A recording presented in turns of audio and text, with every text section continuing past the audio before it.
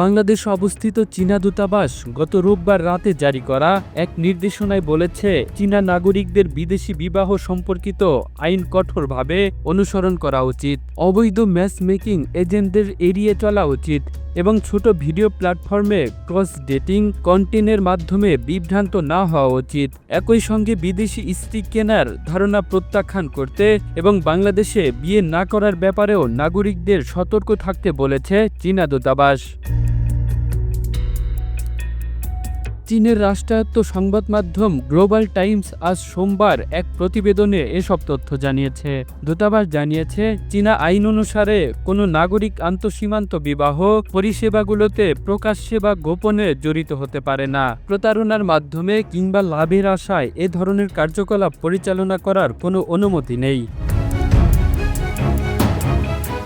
ঢাকাস্থ চীনা দূতাবাস আরও বলেছে, চীনা নাগরিকদের বাণিজ্যিক আন্তঃসীমান্ত বিবাহ সংস্থাগুলো থেকে দূরে থাকার এবং অনলাইনে প্রেমের ফাঁদের ব্যাপারে সতর্ক থাকার পরামর্শ দেওয়া হচ্ছে। এরই মধ্যে যারা এ ধরনের ফাঁদে শিকার হচ্ছেন, অবিলম্বে তাদের চীনের জননিরাপত্তা কর্তৃপক্ষকে অবহিত করা উচিত। দূতাবাস বলেছে, বাংলাদেশ মানব পাচারের বিরুদ্ধে কঠোর ব্যবস্থা নিচ্ছে। বাংলাদেশে অবৈধ আন্তঃসীমান্ত বিয়ের সঙ্গে জড়িতদের গ্রেপ্তারের সম্মুখীন হতে পারে।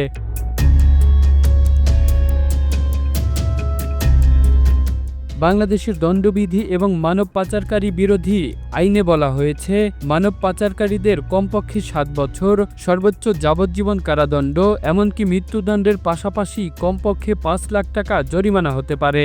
দূতাবাস জানিয়েছে, যারা মানব পাচারে উস্কানি, পরিকল্পনা, বাস্তবায়ন বা সহায়তা করে তাদের 3 থেকে 7 বছরের কারাদণ্ড এবং সর্বোচ্চ 20,000 টাকা জরিমানা হতে পারে।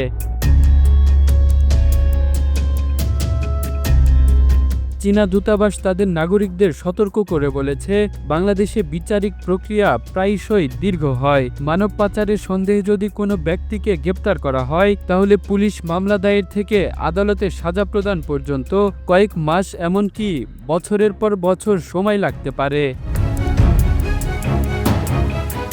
কামরুল ইসলাম, এই ধরা, ইন্টারন্যাশনাল ডেস্ক।